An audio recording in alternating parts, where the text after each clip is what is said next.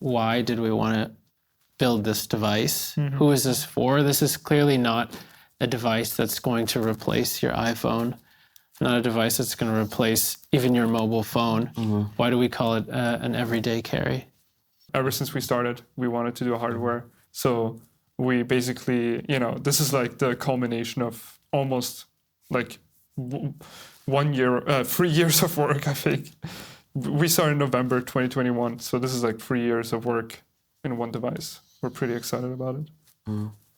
I think a lot of people talk about how we onboard the next billion users or a lot of people to crypto, and it's not without making it seamless. It's not without like making a UX that everyone can understand and everyone can use.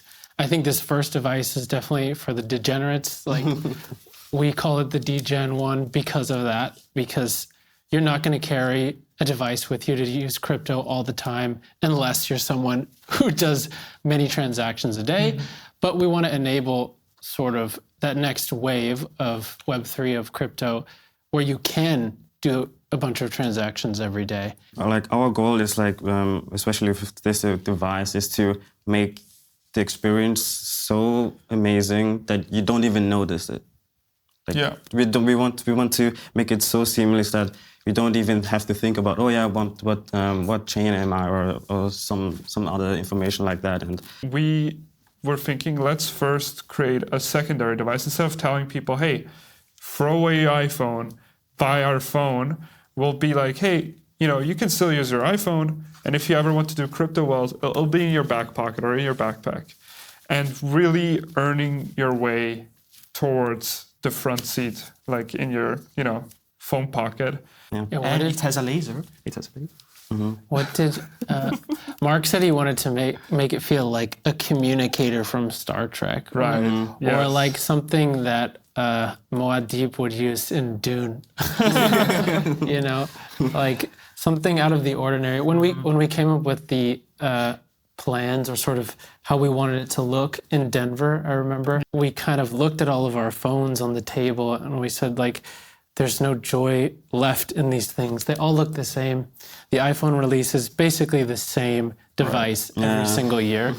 And we said, I think collectively we kind of said, like, we want to be the device that a kid would pick up off the table when they see a group of phones just laying there. Yeah. This thing should look the most interesting. It should feel the coolest. Like, everyone should want to use it. Yeah. I guess, is there any more to the story in Denver? It kind of was like a cathartic experience because half of the team is in Austria, the rest of the team is in America. And so it's very hard over Discord and async communication to really get like these very big ideas to come to fruition. And if Denver was like our big chance to rethink our vision, rethink, okay, what are we doing with this operating systems? Where do we want to take it? And the human aspect to it really made what the Degen is today. I have questions from Mark as well. I guess we can start from the beginning of like, what is Ethos? What is Ethos? Okay, to put it simply, it's a mobile OS for crypto. So, we designed it from the ground up to be as crypto-friendly as possible for developers and users. Because usually, basically on current devices, if you want to do a crypto transaction, for example, in an app, you have to stop your experience. You have to break up the experience to switch over to your wallet, then sign.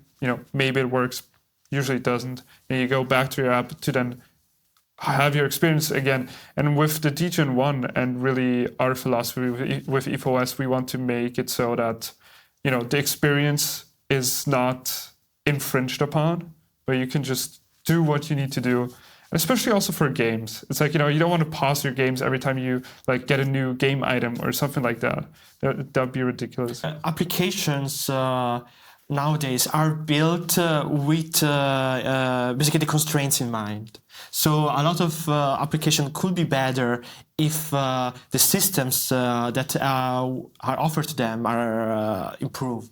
So I envision a future where applications or games or whatever can have a bigger scope in crypto because we make it easier for them. So they don't have these roadblocks. They can do bigger, better, and more hassle-free.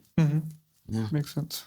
Do you guys have any other stuff you want to yap about? But one guy once asked why even blockchain, and Niklas said to block the chains of free thought. To block the chains of free thought.